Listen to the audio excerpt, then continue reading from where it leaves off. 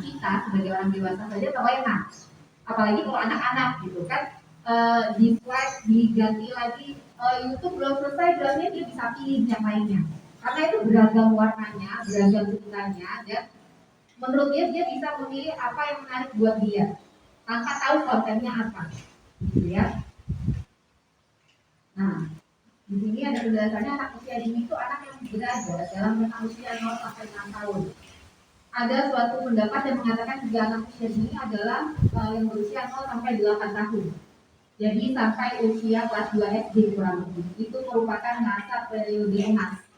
Sering kita dengar golden age itu adalah sampai usia 5 tahun ya.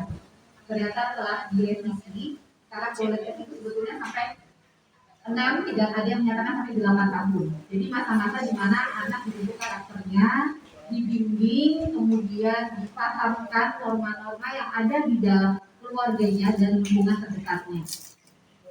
Nah, ciri khasnya yaitu bermain. Kenapa? Karena bermain itu merupakan sarana untuk mengubah potensi yang ada dalam diri anak menjadi sebuah kemampuan atau catatan.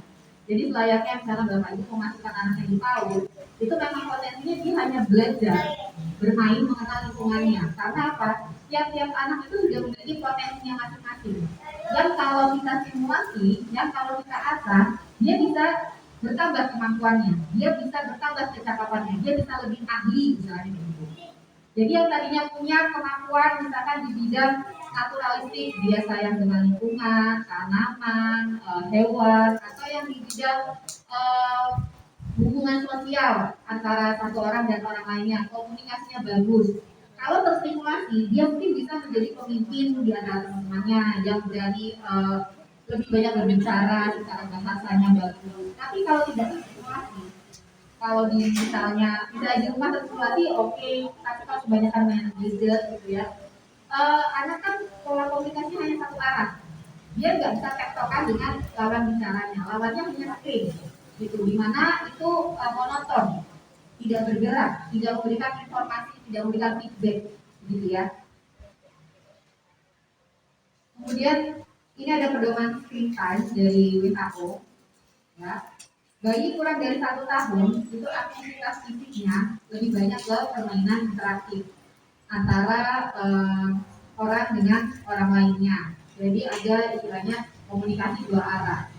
Semakin banyak aktivitas fisik semakin baik karena pola motoriknya harus terstimulasi dengan pas. Karena apa? Dengan kita bergerak itu adalah merangsang fungsi otak anak.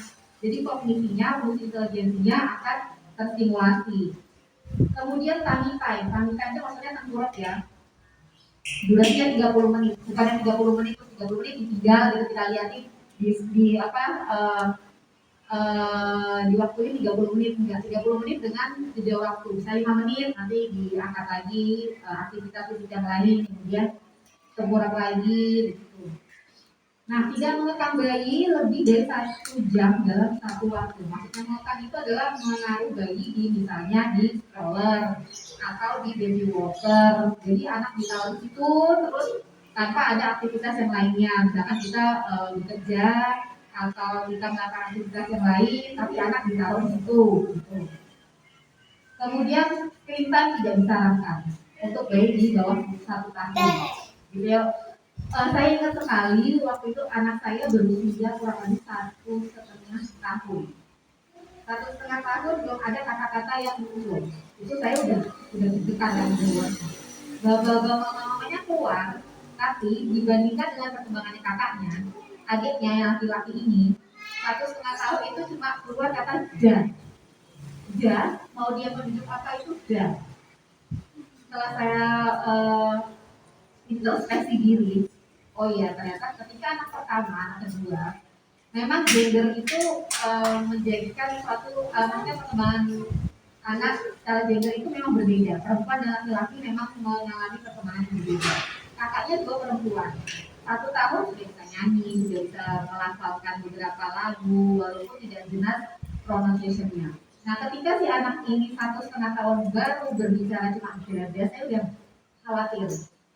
Di mana ya? Ya saya sebagai seorang psikolog juga semuanya milestone perkembangan anak saya cek semuanya. Nah itu saya bawa ke dokter kebutuhan anak juga, saya cek teman saya cek ke dosen saya cuma jadi satu dosen saya dari kamu ngapain belajar apa selama ini, anakku kayak gini kok diem aja kenapa dibawa ke sini, coba dicek sendiri. Ilmu yang sudah kamu pelajari ada nggak yang kamu terapkan ke anak kamu gitu. Sungguh apa ya, saya dikaji lagi salahnya gimana ya, terus saya keingat oh ya apa kurang stimulasi ya bu. Nah gimana kamu kalau ini ibaratnya ini pasien kamu, ini klien kamu, akan kamu apakan nanti saya gituin, gimana ya, blank, saya nggak bisa apa-apa karena jadi tidak objektif memandang suatu permasalahan gitu. Akhirnya saya cek lagi perkembangannya, oh ya ternyata anak terakhir saya itu jarang saya simulasi karena saya sudah sibuk bekerja gitu. Kakaknya dulu saya waktu hamil kakaknya saya masih sering di rumah aja dari banyak, kemudian kita saya masih sangat terbatas, anaknya masih tersimulasi dengan baik karena pengalaman anak pertama oh semuanya kan banyak ngobrol, banyak beraktivitas, anak kedua sama kan kemudian saya juga kakaknya sudah apa ya udah 2 tahun apa nak udah ngurus anak pertama kedua ketiga, nah itu jangan ditiru ya bapak ibu udah anak ketiga wis lah nanti juga bisa sendiri ngikutin anak apa kakak-kakaknya. Nah itu pemahaman yang nanti kalau bisa sendiri istilahnya nek wis wayahe ngomong kan ngomong, nek wis wayahe ngaku kan ngaku, itu kalau bisa dihindari bapak ibu ya. Nanti kalau misalkan nanti anaknya udah wayahe ngomong kan bisa ngomong dulu, tidak seperti itu. Saya belajar ilmunya, tapi saya tidak melihat di lapangan aslinya seperti apa. Anak saya ternyata seperti itu. Gitu. Akhirnya saya menemukan jurnal baru, saya konsultasi ke dokter, ditemukan bahwa sampai usia 2 tahun, kalau tidak ada satu kata pun atau kalimat yang keluar, jadi fix anak ibu telah berbicara. Tuh. Nah, setelah saya ditemukan, ulang tahunnya 2 tahun lagi, apa ulang tahun yang kedua kapan ya? 18 bulan tumbuh 19. Enggak juga. Kalau lihat apa ya pernah muncul satu kata bapak. Suami saya waktu itu kerja di Jakarta. Setelah bapaknya kembali ke Jakarta, kata-kata itu bilang manggil mama tidak, manggil bu enggak ada. Gak ada pokoknya cuma kata-kata cuma ada. Akhirnya ulang tahun kedua, setelah itu misalnya kalau orang dulu kan merepet ya ngomongnya. Saya tuh dia bisa menyebut kata obing apa walaupun belum jelas. Nah, untuk usia 2 tahun harusnya anak udah bisa bilang mobil, L-nya udah jelas gitu. Oke, intinya memang dia ada indikasi untuk sendiri, tapi setelah umur 2 tahun dia bisa lolos semuanya, akhirnya dia bisa berbicara berkata-kata, alhamdulillah berarti memang stimulasi saya kurang. Nah, pada saat itu diberikan stimulasi lagi, saya ikutkan setelah itu waktu itu saya sempat ikutkan dia sekolah. Tapi salahnya sekolahnya itu bilingual. Nah dua kakaknya bilingual bisa lolos karena 1 tahun dia sudah berbicara. Anak ini ternyata bingung bahasa karena di rumah yang ngomong bahasa Inggris cuma kakaknya, saya masih ngomong bahasa Indonesia, bapaknya kadang campur bahasa Indonesia dan bahasa Jawa bukan bahasa Inggris. Jadi anak ini bingung kan, bahasanya banyak. Dia ngertinya gimana di sekolahnya? Waktu itu masih memang suasana masih bermain. Jadi ketika missnya berbicara, saya translate kan anak saya. Ayo deh diambil bolanya. Ya anaknya paham, ambil bolanya dilempar. Nanti kalau missnya instruksi apa lagi saya translate ke anak saya. Malah itu caranya nggak benar. Saya belajar, tapi kok kenapa malah saya sendiri menjerumuskan anak saya ya, gitu kan? Hanya di-cut berarti sekolahnya sampai anak saya sekolah bisa berbicara dulu baru akhirnya kata-kata tidak ada banyak baru kembali ke sekolahnya lagi gitu. Jadi saya ingat ternyata pernah terpapar screen time oleh kakak-kakaknya. Itu dilihat sih artinya diem aja kan warna-warni gitu ya. Nah disarankan juga membacakan dongeng. Mau anaknya paham atau tidak, mendengarkan atau tidak, misalnya melari sana ke sini, kita bisa menstimulasi dengan membacakan dongeng. Usia 1 sampai 2 tahun, menghabiskan 3 jam berbagai jenis aktivitas fisik. Tidak menggunakan anak sama, tidak menaruh di stroller, di walker, atau di box dalam jangka waktu yang lama. Screen time, nonton TV atau video tidak disarankan. Nah, screen time itu termasuk dari gadget, TV sekarang ada smart TV, bisa nonton YouTube di situ. Kita sebagai orang dewasa mungkin bisa nonton yang lain ya Bu, seperti musik, dia harus sinetron apa, sinetronnya tidak suka di outlet ditonton lagi. Nah itu termasuk screen time. Nah, screen time anak 2 tahun itu maksimal 1 jam. Jadi bukan 1 jam bisa nonton gadget, 1 jam bisa di laptop, 1 jam bisa di TV. Semua yang berhubungan dengan screen itu adalah maksimal 1 jam idealnya, gitu ya. Nah, waktu tidur berkualitasnya itu 11 sampai 14 jam termasuk tidur siang. Nah, ketika anak tantrum atau tidak bisa konsentrasi atau rewel, kita cek apakah kualitas tidurnya dia pas. Tidur siang ya, kalau misalkan dia tidak tidur siang, logikanya anak akan lebih cepat tidur malam, jam 7, setengah 8 itu sudah malam, sudah tidur. Usia 3-4 tahun, nah ini di usia anak-anak kita ya di PAUD, TK, menghabiskan 3 jam berbagai macam jenis aktivitas fisik, tidak menggunakan sama, ceritanya juga sama, maksimal 1 jam. Saat anak tidak banyak bergerak, biasanya membaca atau mendongengkan. Nah ini mengasah kemampuan literasi anak, kemampuan perbendaharaan kata, kemampuan menyerap informasi, itu dari sini ya.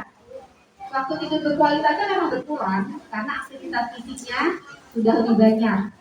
Waktu tidur berkualitasnya hanya 10 sampai 13 jam termasuk tidur siang. Gitu. Nah, resikonya apa nih kalau anak menggunakan gadget, setelah anak pegang gadget, dia bermain dengan gadgetnya? Resiko apa sih yang kita hadapi? Yang pertama tadi, seperti pengalaman saya speech delay, tapi tidak murni speech delay karena setelah usia 2 tahun, anak saya bisa berbicara dengan lancar. Gitu. Aktivitas fisiknya normal, motorik kasarnya, motorik halusnya, semuanya berjalan dengan lancar. Kesehatan mata, karena paparan radiasi, bisa menggunakan kacamata. Keponakan saya usia 3 tahun sudah menggunakan kacamata plus 7. Plus 7 Bapak Ibu. Karena apa? Kelalaian dari orang tuanya. Orang tuanya bekerja di rumah, tapi dengan 3 anak yang jaraknya tidak jauh. Gitu. Nah, ini lagi-lagi kembali ke manajemen waktu kita sebagai individu. Semua itu bisa dan mungkin kalau di manajemen dengan baik. Gitu. Intinya ketika kita memiliki permasalahan, kita sebagai individu itu bisa menganalisa. Sehatkan dulu ayah dan ibunya, kondisi psikologisnya, kemudian baru anak-anaknya bisa ikut istilahnya sehat secara mental, kurang lebih gitu. Nah, masalah motorik dan gerak. Saya ada klien satu anak usia sekarang hampir 6 tahun, overweight, motorik kasarnya bermasalah, motorik halusnya juga bermasalah. Dia di drill untuk bisa masuk SD, gitu ya. Nah, karena kondisinya dia ternyata setelah dipilih lagi over gadget, over screen time. Karena ayah ibunya bekerja, kakaknya juga jaraknya sudah jauh-jauh, sudah semua. Jadi stay bocah anteng. Mau makan apa diambilin, mau minum diambilin, mau mandi dimandiin, mau ganti baju dipakein. Harapannya apa? Supaya nggak rewel dan pekerjaan ibunya atau asistennya itu selesai. Jadi misalkan ke toilet gitu ya, mau bikin misalkan, selesai buka celana dipakein, terus setelah itu nanti selesai mandi dimandiin. Memang cepat pekerjaan kita juga bisa kita istilahnya kita nyandak sendiri. Tapi anak itu jadi tidak berkembang. Jadi kemampuan motornya dia pegang gayung aja belum kuat, gayung diisi air dia belum kuat. Nah itu sebetulnya saraf-saraf yang ada di sana di otot-otot itu adalah berfungsi untuk nanti ketika anak akan belajar menulis, menggambar, mempelajari. Jadi hal-hal yang sederhana yang harusnya anak sudah bisa, kita sebagai orang dewasa, sebagai orang tua harusnya percaya sama anak. Walaupun lama, ya lama waktu baru belajar pakai celana. Kita kan udah 30 tahunan pakai celana, istilahnya gitu, udah lanyah misalnya. Nah itu perlu diberikan kepercayaan. Dengan dia bisa, itu meningkatkan kepercayaan diri anak sebetulnya. Ambil minum, cuma bilang minum, gitu doang, minumnya datang. Ya.